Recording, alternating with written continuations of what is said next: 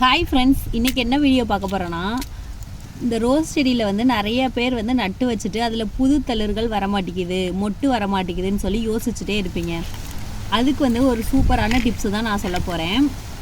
பாருங்கள், இந்த மாதிரி முட்டை ஓடு இருக்குல்ல, இதை வந்து நல்லா நொறுக்கி அதோட வேர் பக்கத்தில் போடணும். ஆனால் ரொம்ப கிட்ட நெருக்கி போடக்கூடாது. இந்த மாதிரி நல்லா நொறுக்கிக்கலாம். நொறுக்கிட்டு இப்படி நான் சொல்கிற மாதிரி கொஞ்சம் சைடில் வந்து நீங்கள் போட்டு விடணும். இப்படி போடுறப்ப ஆட்டோமேட்டிக்காக அதோட அந்த கால்சியம் சத்து வந்து இந்த ரோஸ் செடிக்கு வந்து தேவைப்படும். பாருங்க, இந்த மாதிரி போடணும். போட்டு விட்டாலே போதும். இல்லைனா நீங்கள் வந்து உங்கள் வீட்டில் யூஸ் பண்ணுறப்ப முட்டை ஓடுகளை சேகரித்து வச்சு அதை வந்து பவுட்ரு ஃபார்மில் மாற்றி கூட நீங்கள் ஓரத்தில் இந்த மாதிரி நீங்கள் மண்ணை எடுத்துவிட்டு அதில் கூட வச்சு மூடி விடலாம்.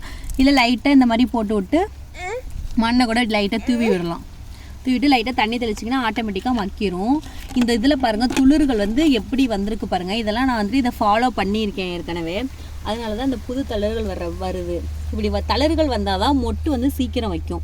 இன்னும் அடுத்தடுத்த வீடியோவில் நம்ம இன்னும் ரோஸ் செடிக்கு வந்து எப்படிலாம் டிப்ஸு ஃபாலோ பண்ணலாம், எப்படியெல்லாம் பூத்து குலுங்குறதுக்கு என்னெல்லாம் செய்யலாங்கிறத நான் உங்களுக்கு சொல்கிறேன். ஓகே ஃப்ரெண்ட்ஸ், பாய்.